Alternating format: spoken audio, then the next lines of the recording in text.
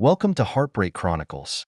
Fluorescent lights buzzed in the ceiling of Quantum Innovations' Research and Development Department as Harold Foster stared at the complex algorithm on his computer screen that had occupied his life for 8 years. At 45, his once black hair is silvering at the temples, but his sharp blue eyes still have the same focused gleam they had when he was a PhD student at MIT, a look that earned him the nickname, the Solver, among his coworkers. "This is fantastic," his project partner Nathan Scott murmured in admiration. "The board will definitely approve additional funding this time." Harold nods, with a rare hint of a smile. What had begun as a theoretical algorithm for energy optimization designed for quantum computing had grown into a revolutionary achievement, a mathematical framework capable of revolutionizing the way artificial intelligence was processed while reducing energy consumption by close to 70%. "Wish Reynolds saw it that way," Harold responds, referring to Reynolds Morgan, the company's temperamental CEO, who has grown increasingly skeptical of Harold's department of late. The quarterly review is tomorrow. As Harold packs up his laptop, his cell phone vibrates with a text from his wife. "Vanessa, working late again? Don't expect dinner with Elizabeth. There are leftovers in the fridge." Harold sighed and shoved his phone back into his pocket. After 15 years of marriage, communication with Vanessa had degenerated into brief text messages and icy silences. The passionate art student he'd fallen in love with in college was now a woman he barely recognized, a woman obsessed with social status, looks, and material pleasures. "How are you and Vanessa doing?" Nathan asked, noticing Harold's expression. "The usual," Harold shrugged. "She'll change her attitude once the project is approved. She's just upset about the time I'm putting in."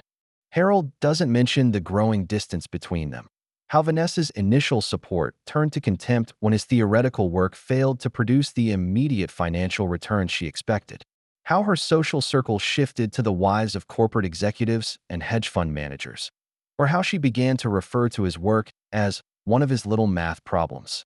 As Harold drove home through the rain-slicked streets of a Boston suburb, he allowed himself to imagine what the board's approval would bring: recognition, resources, and perhaps a chance to repair his broken marriage.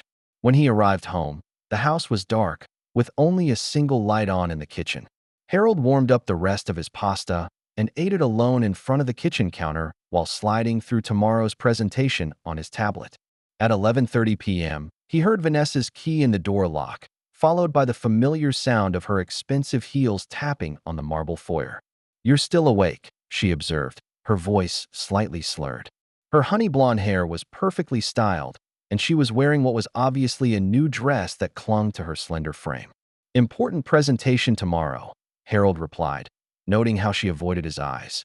"How about dinner with Elizabeth?" Vanessa was busy removing her jewelry. It was okay, the usual.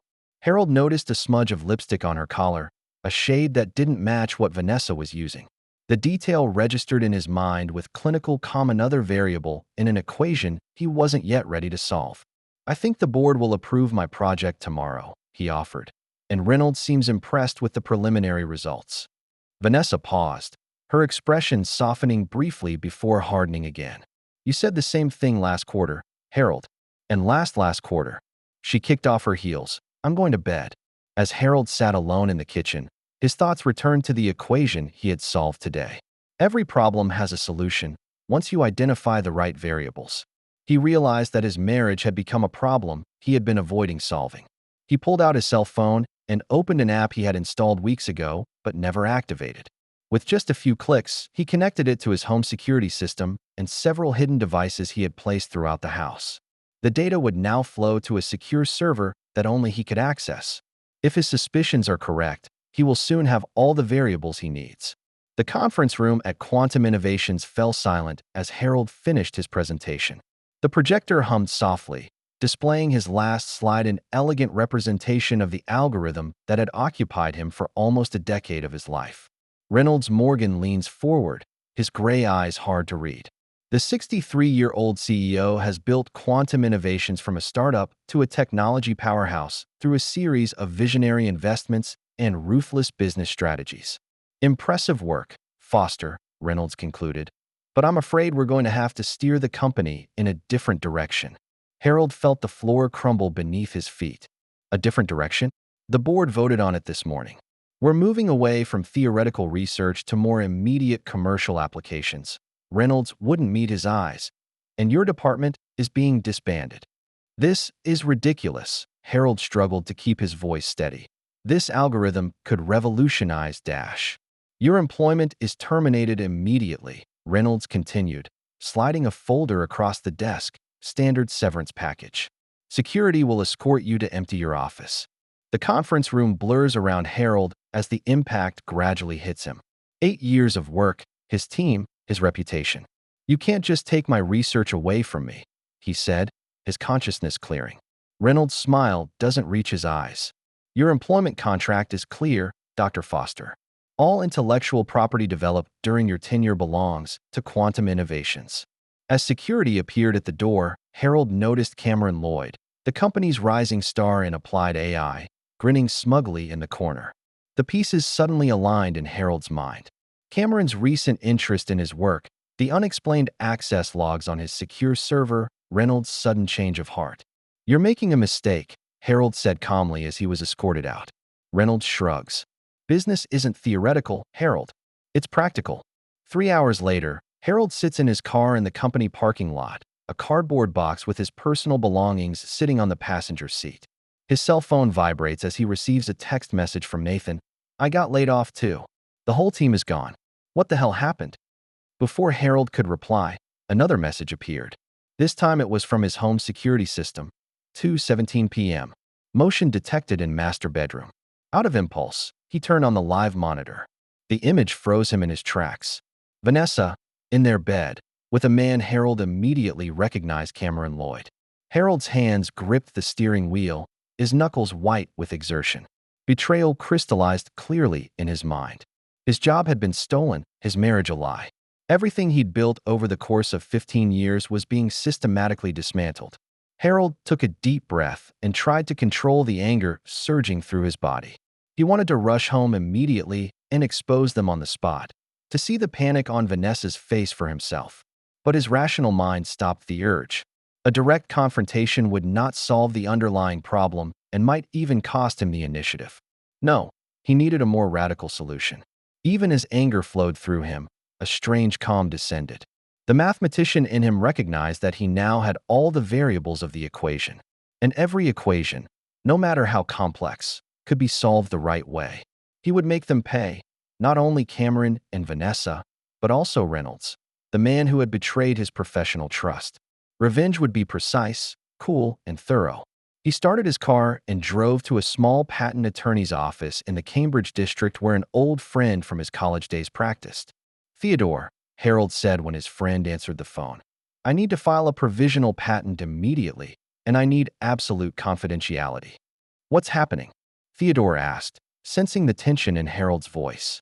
They fired me, stole my research, and… Harold paused and decided not to mention Vanessa's betrayal for the moment. I needed to protect my work.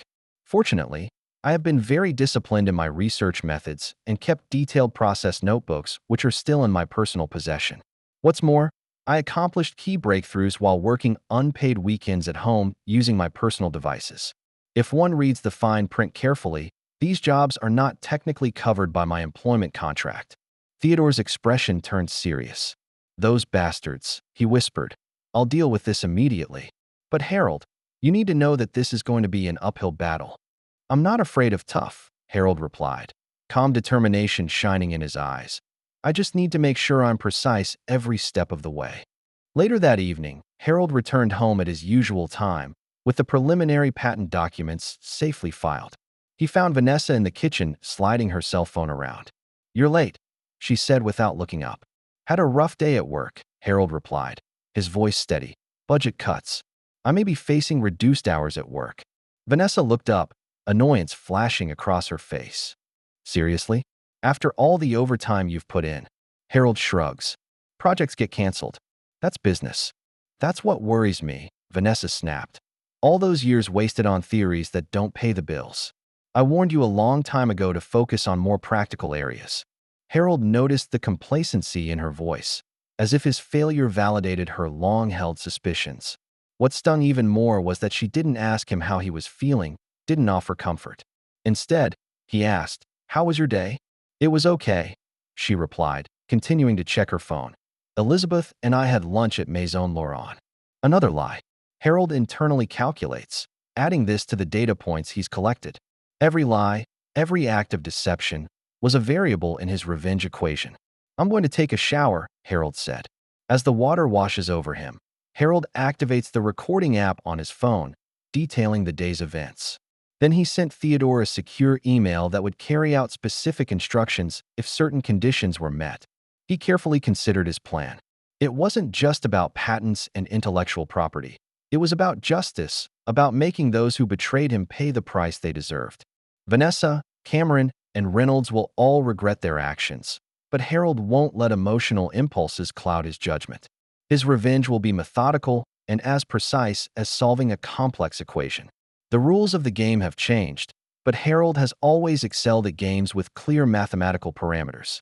Now, for the first time in years, he has perfect clarity about the rules and the players. Over the next 2 weeks, Harold began to implement his plan. He set up a detailed surveillance network to record Vanessa's every action and communication. He strategically mentioned in social situations that he was having trouble finding a new job, showing frustration and confusion in front of friends and coworkers. At the same time, he privately contacted several well-known venture capital firms, careful not to leave any traces. To conceal his activities, Harold even began attending some unemployment support groups, where he pretended to be a struggling, middle-aged scientist trying to find a foothold in the brutal job market. Not only do these groups provide the perfect cover, but they also allow him to create an image of the unemployed that seems real. Meanwhile, Vanessa continues her double life, not realizing that Harold already knows everything. Her lies become more frequent and her excuses more far-fetched. Harold documents each one while continuing to gather evidence, both against her affair and against her conspiracy with Cameron to steal his intellectual property. Throughout the process, Harold maintains an outward calm and an inner resolve. He knows that successful revenge requires patience, strategic thinking, and most importantly, mastery of all the variables. He wouldn't settle for a simple divorce or public humiliation. He wanted to make sure Vanessa and her co-conspirators paid the price professionally, financially, and personally. 3 weeks after being fired, Harold sits across from Lena Russo, a sharp-eyed venture capitalist known for backing revolutionary technologies. Lena's office was located on the top floor of a luxury high-rise in Boston's financial district, with panoramic city views from the windows, aptly symbolizing the heights Harold was about to regain. "Let me get this straight," Lena says, her crimson nail-painted fingers tapping Harold's proposal. "You developed this algorithm independently of quantum innovations?" "The key components." "Yes," Harold replied, maintaining a professional composure, though inwardly thrilled by the imminent realization of his vengeful plan. "The core breakthroughs were done on unpaid weekend work, on my personal device. I have date and time-stamped notebooks and digital records to prove it." Lena studied him. The 50-year-old has built Russo Ventures into a success through a remarkable ability, one that separates true innovation from hype. Her sharp gaze seemed to penetrate the professional facade Harold had constructed and peer into his inner motivations. "What about quantum? I've heard they're developing a similar system." "They filed a preliminary patent for the system in question," Harold admitted, choosing his words carefully. "But without the key components I developed independently, their implementation is fundamentally flawed."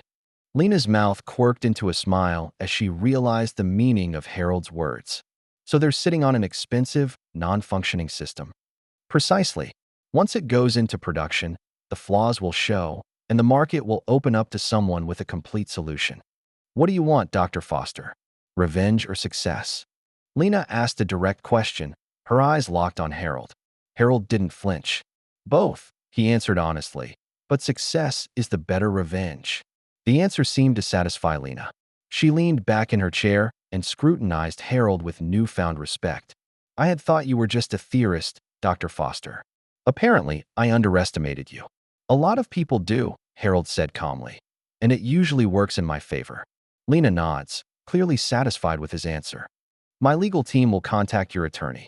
If everything checks out, we're prepared to offer you an exclusive license to your patent for $10 million, plus royalties once the technology is commercialized. Harold kept his composure, even though his heart was racing. I'm thinking of something more substantial, like a $67 million outright acquisition. Lena's eyebrows rose high. That's very ambitious. Most recently fired scientists would gratefully accept $10 million. I'm not most scientists, Harold replied, a quiet confidence in his voice. The potential market for this technology is over $200 billion in 5 years. And quantum innovations will discover fatal flaws in its implementation about 3 months after initial deployment. At that point, whoever holds my patent will control the market. Lena studied him for a moment, then slowly extended her hand. You're not the academic softy Reynolds Morgan describes. I think we can do business, Dr. Foster. Let's get our team started on negotiations. Harold took her hand and felt the satisfaction of the first piece of the revenge puzzle falling into place. Quantum would fail, Cameron's reputation would be ruined, and Vanessa she'd soon realize she'd picked the wrong side. As he left the Russo Ventures building, Harold felt a strange sense of relief. For years, he'd been a kind, honest scientist who believed that talent and hard work would eventually pay off. Now he understands that in this world you must protect your own interests and be willing to fight for what is right. His revenge isn't just about personal fulfillment. It's a corrective to a system that allows people like Reynolds and Cameron to prosper by stealing other people's work. And for Vanessa, it will be a lesson in betrayal of loyalty, costly and unforgettable. As Harold drives home, his phone rings. "Nathan, you sly bastard," his friend said as he opened the door. "Russo Ventures? How did you manage that? I thought you were going around interviewing for teaching positions." "I kept good notes," Harold replied, careful not to reveal too much. "How are things at Leighton Tech?" "Not too bad. Not quantum money, but they appreciate theoretical work." Nathan paused. "Did you hear about the big announcement at Reynolds? They're fast-tracking the Cameron breakthrough into production, calling it the QI Nexus. The market is responding enthusiastically to it." "Interesting timing," Harold commented mildly, gripping the steering wheel to keep his emotions in check. "Harold," Nathan's voice became serious, "the Cameron implementation won't work." "Not completely. I reviewed it before we were asked. I saw the flaws in the algorithm, but no one listened to me." "I know. So you just let them crash and destroy? Even for what they did to us, that's too cold." Harold thought of Cameron in his bed, of Reynolds' contemptuous sneer, of Vanessa's every lie and betrayal. In his mind, the flame of compassion had long since been extinguished. Sometimes the right solution isn't immediately obvious, Nathan, and some lessons must be learned through painful experience. 57 days after being fired, Harold sits in Theodore Mercer's attorney's office reviewing the final acquisition contract from Russo Ventures. The room is bright and spacious, with floor-to-ceiling windows overlooking Boston Harbor, symbolizing a turning point in Harold's career. $67 million, Theodore whistled, a smile blooming on his round face as his fingers tapped the numbers on the contract. "I never imagined this when you called me about that provisional patent. I thought you'd get a decent license agreement at best." Harold nodded, his expression neutral, though mixed emotions welled up inside. The value of the technology speaks for itself. Lena Russo knows how to recognize true innovation.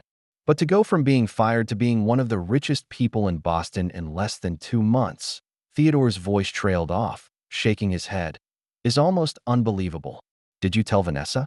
"No," Harold replies, signing the last page with an intensity that makes the pen leave a deep imprint on the paper. "And I'd like to keep that a secret for now."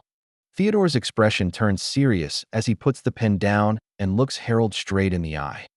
"Harold, Massachusetts is an equitable distribution state.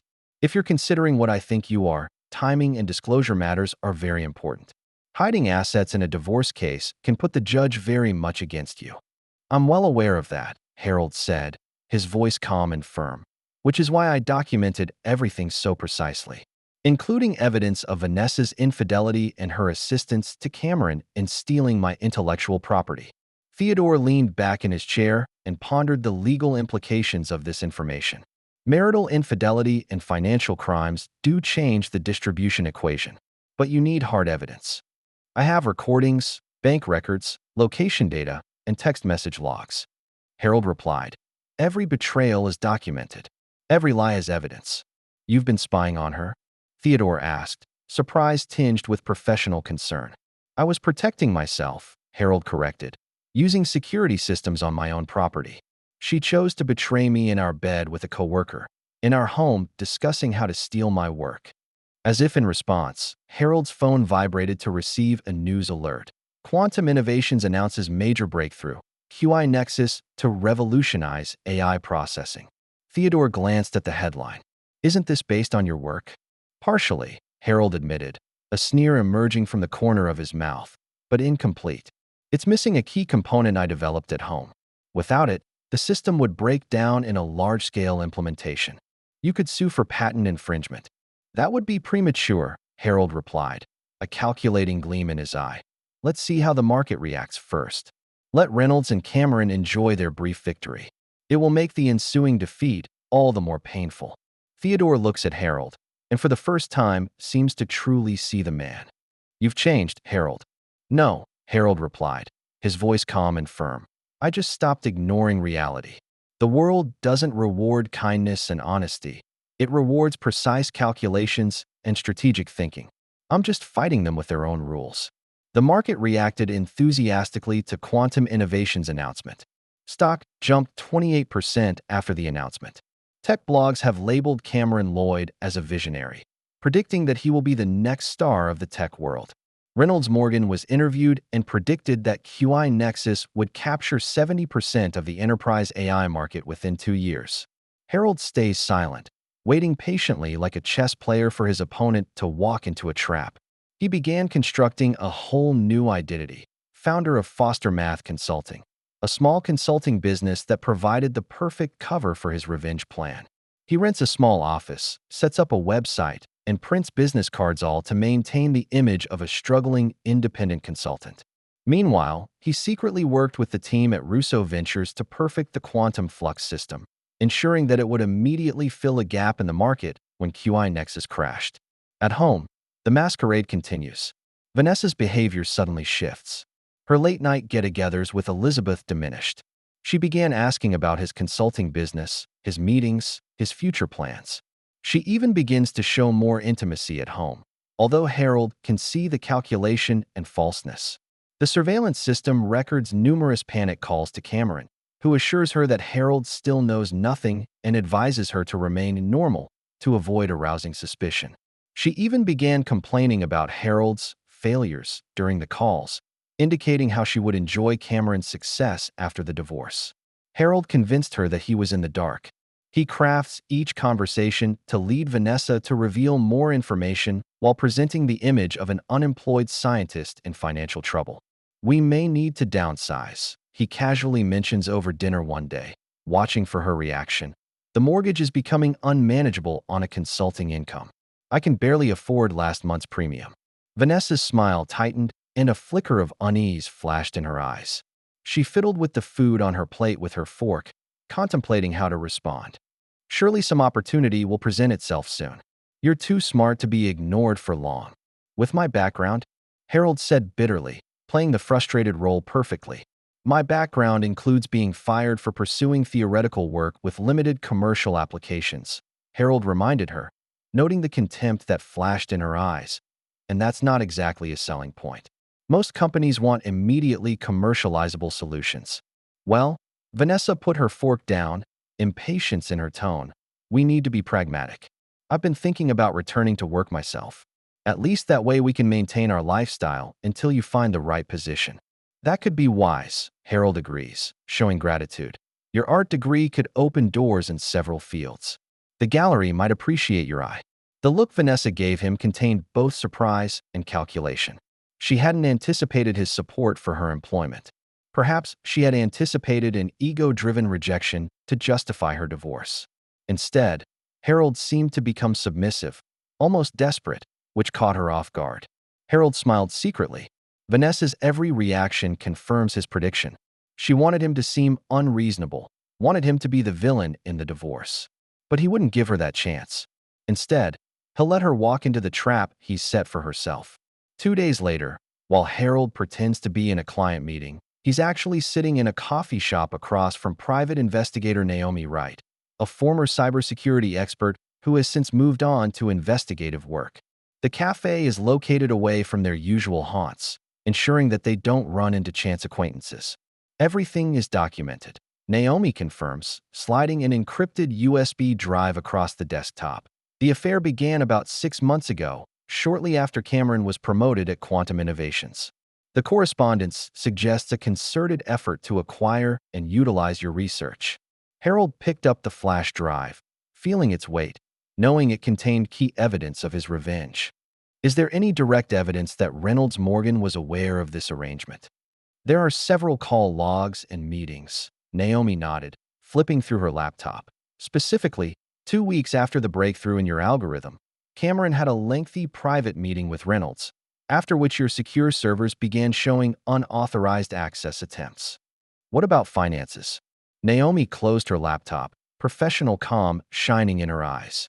As you suspected, there was a pattern of unusual deposits to an offshore account associated with your wife. The amounts are small, but the timing correlates with key information being passed to Cameron and subsequently to Reynolds Morgan. In short, they were buying your research, and Vanessa was the middleman. Harold absorbed this confirmation, which was exactly what he had already deduced. Anger boiled inside him, but his expression stayed the same. Does she know what she's doing? I mean, does she understand that this is industrial espionage? Based on the text messages, she's well aware. Naomi replies, a rare note of sympathy in her tone. One particularly egregious message has her joking that you're too focused on the algorithm to notice that the real deal is going on right under your nose. Harold nods, feeling a wave of nausea, but not surprise. Thanks for the thorough investigation, Naomi. It was worse than I expected. One more thing, Naomi added, her voice becoming more serious. Based on recent correspondence, it looks like your wife is preparing to file for divorce. She has consulted with attorney Preston Walsh. He specializes in high-asset divorce cases and is known for his aggressive tactics. Based on the financials you've provided, this seems a bit excessive unless she's anticipating a large sum of money coming in. Harold finished her sentence, such as from Cameron's upcoming promotion and bonus. Exactly.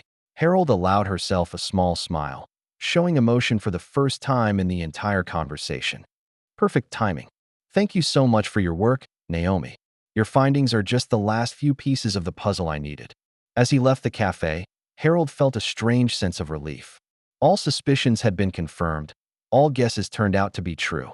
The breadth and depth of the betrayal was shocking, but it also simplified his decision.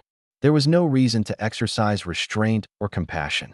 When Harold returned home that evening, he found Vanessa unusually attentive, preparing an elaborate dinner, wearing a dress he hadn't seen in years, her hair and makeup flawless, as if prepared for a special occasion. I thought we should have a nice evening together, she explained, elegantly pouring an expensive red wine. We've both been on edge lately. You've put so much effort into finding a job, you should relax. Harold noticed how she kept the conversation light, avoiding any mention of their finances or his job prospects. She talks about friends, movies, books she's recently read, any safe topic. After dinner, she suggests they watch a movie of his choosing and places herself close to him on the couch, her hand resting casually on his thigh.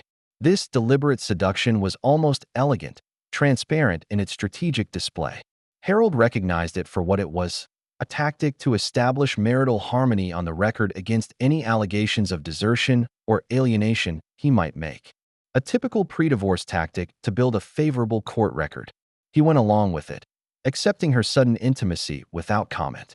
When she initiated sex later that night, their first intimacy in months, Harold engaged with mechanical precision, watching her performance as dispassionately as if analyzing an equation. Every kiss, every touch, felt like a carefully calculated maneuver, a task performed for a specific purpose. Inside, Harold felt a sharp pang of disgust, but he controlled his reaction. This was just part of the game, another example of her manipulation. But soon, the roles will be reversed. Later, while she slept, Harold slipped into his study and composed 2 emails. The first was sent to Theodore, instructing him to prepare specific financial documents and legal strategies for the next few weeks. The second was sent to Russo Ventures, confirming the initial payment wire transfer for his patent and the details of the upcoming press conference. The pieces were aligning perfectly, Harold observed, and there was an elegant mathematical beauty to it. Every action and reaction follows a predictable pattern. Variables are being solved according to his calculations. In 3 weeks, Quantum Innovations will announce the first major installation of QI Nexus in the global bank data center. In 2 weeks, the system would fail catastrophically during peak processing times, just as Harold had designed it to do. Severe enough to destroy confidence, but not severe enough to cause lasting damage. Exactly 1 week later, Vanessa will file for divorce, expecting to claim half of Harold's meager consulting income, leaving him financially devastated while she begins a new life with the soon-to-be disgraced Cameron Lloyd. But equations, Harold knows, usually contain hidden variables, and he's taken every one of them into account. What they don't realize is that their plan has been fully exposed, and his counterattack will be swift, thorough, and relentless. As expected, Global Bank's implementation of QI Nexus failed even more catastrophically than Harold had calculated. During a critical quarter-end processing cycle, the system crashed, corrupting transaction data at 17 regional banking centers, resulting in millions of dollars in losses and countless hours of repair work. The financial press dubbed it the quantum crash, estimating the losses at more than $300 million. Quantum Innovations stock plummeted 43% in 1 day. Investors panicked, and the board of directors called an emergency meeting. Reynolds Morgan was forced to issue a brief statement blaming unforeseen integration complexities, but the market didn't buy it.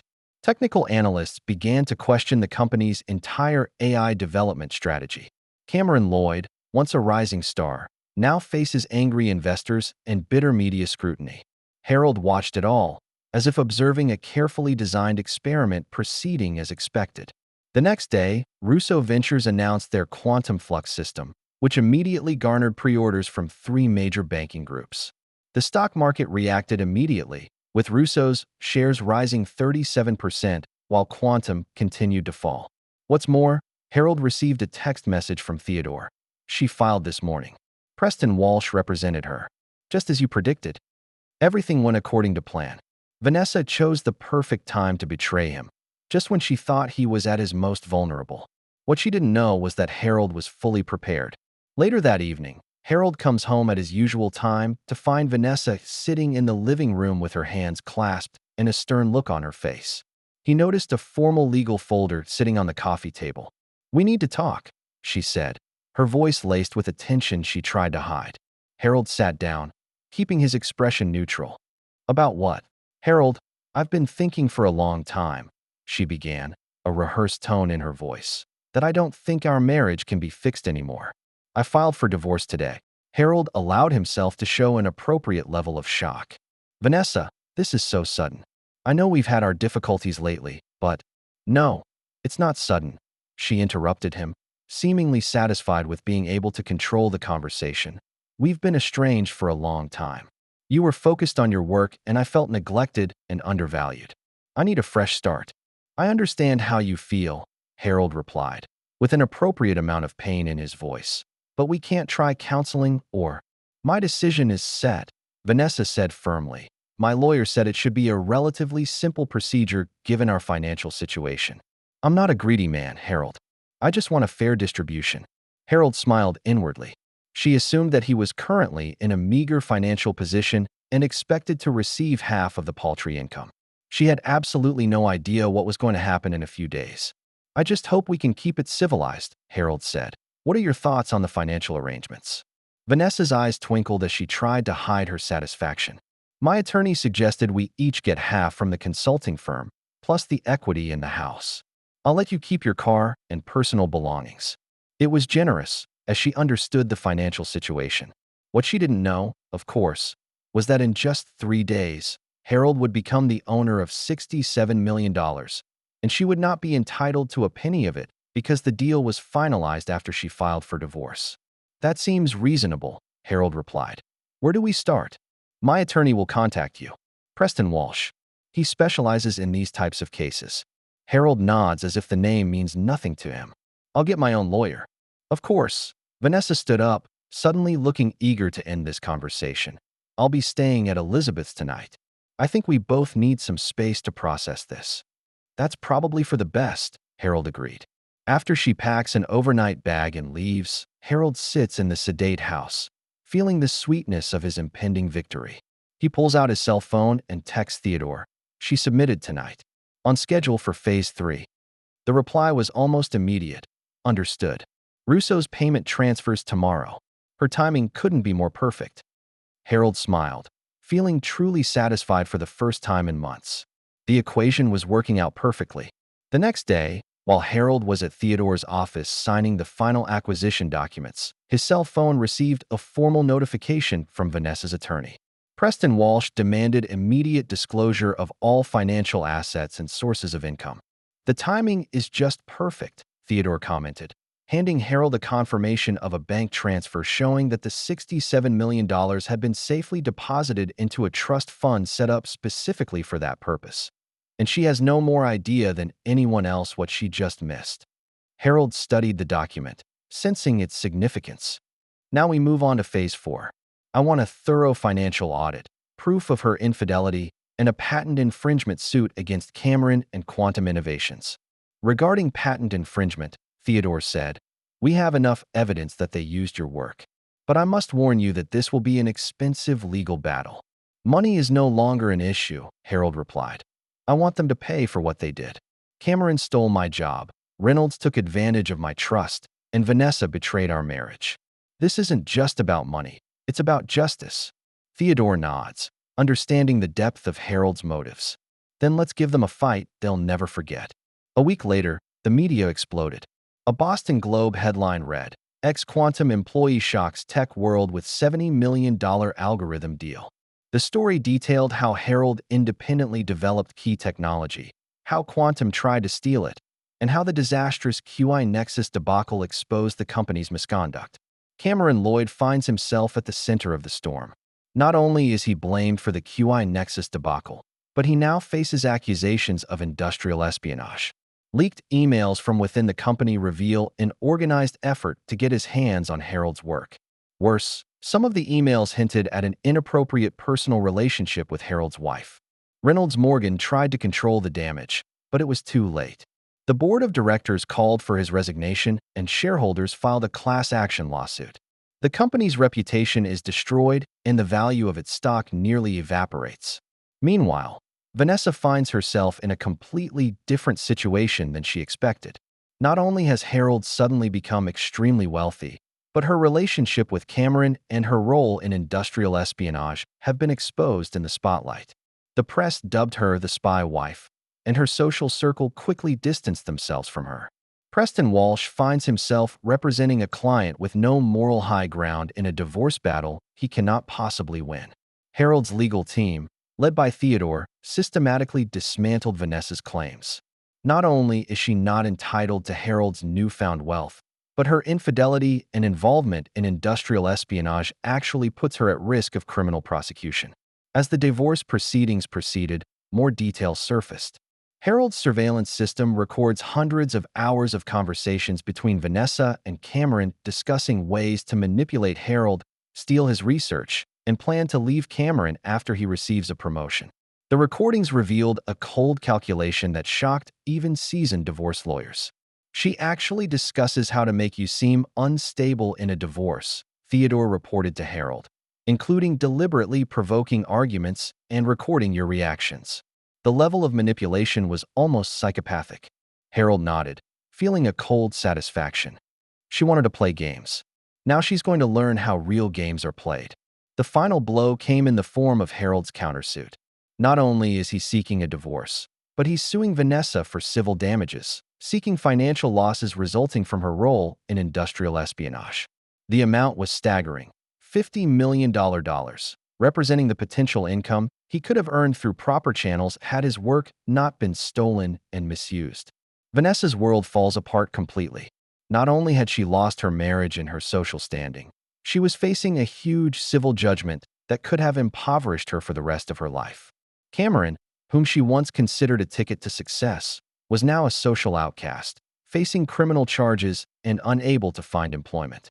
The court proceedings proceeded swiftly and ruthlessly.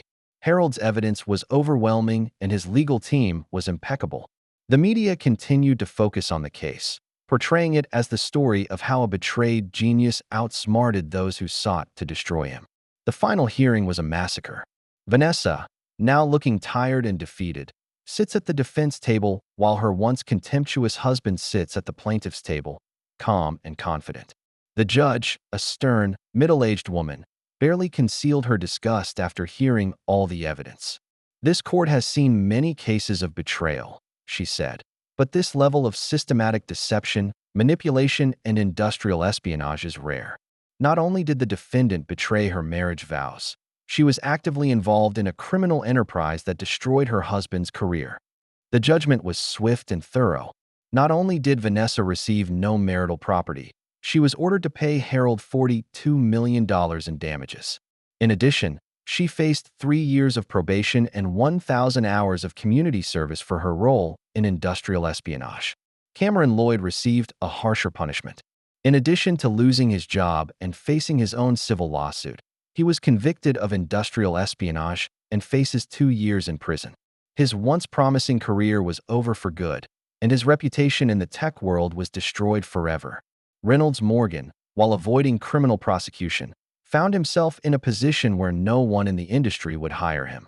Quantum Innovations filed for bankruptcy and its assets were sold to pay creditors. The company's once proud legacy was reduced to a cautionary tale about the dangers of corporate greed and unethical behavior. 6 months later, Harold stood on the balcony of his new home overlooking Boston Harbor. The modern penthouse, which he purchased with his newfound wealth, is a symbol of both success and new beginnings. Russo Ventures' quantum flux system now dominated the AI processing market, bringing Harold royalties beyond his wildest dreams. His phone rang, and it was Nathan. "I just saw the news," Nathan said. "Vanessa filed for personal bankruptcy. After all the legal fees and judgments, she has nothing." Harold felt a chill of satisfaction. She made her choice. Now she's suffering the consequences. "Don't you think that's a bit much?" "I mean, she lost everything." "Nathan," Harold replied, a note of ultimate calm in his voice. "She wasn't just unfaithful. She actively sabotaged my life, stole my job, and planned to destroy me. She got what she deserved. Nothing more, nothing less." After the call ended, Harold pondered the events of the past few months. He used to believe that kindness and honesty would be rewarded, that hard work and talent would eventually be recognized. Now he understood the way the world really worked. Only those willing to fight for their own good, willing to use the enemy's own weapons against them, would win. In the city below him, Vanessa is struggling to survive in a small apartment, working at a coffee shop for minimum wage trying to pay off a debt she'll never be able to pay off. Cameron is serving time in state prison, and his former co-workers avoid him like the plague. Reynolds runs a small consulting firm in a small town, his influence and reputation a distant memory. Harold doesn't feel pity. What he feels is the cold satisfaction of justice, the mathematically precise revenge that has been accomplished. They chose to see him as weak, chose to take advantage of his trust and kindness. Now they know what happens when you betray someone who is truly capable of fighting back. The equation had been solved, the variables had been balanced, and the result was exactly what Harold had calculated. In math, as in life, every action has an equal and opposite reaction. The betrayal they had done to him had now been returned to them in the form of interest. As the sun set over Boston Harbor, Harold Foster, once a naive scientist, now a wiser, richer, and more powerful man, knew that he had completely won the war he never wanted to fight. The price of betrayal has been paid, and math never lies. That's the end of today's story. For more captivating tales, hit subscribe and never miss an episode.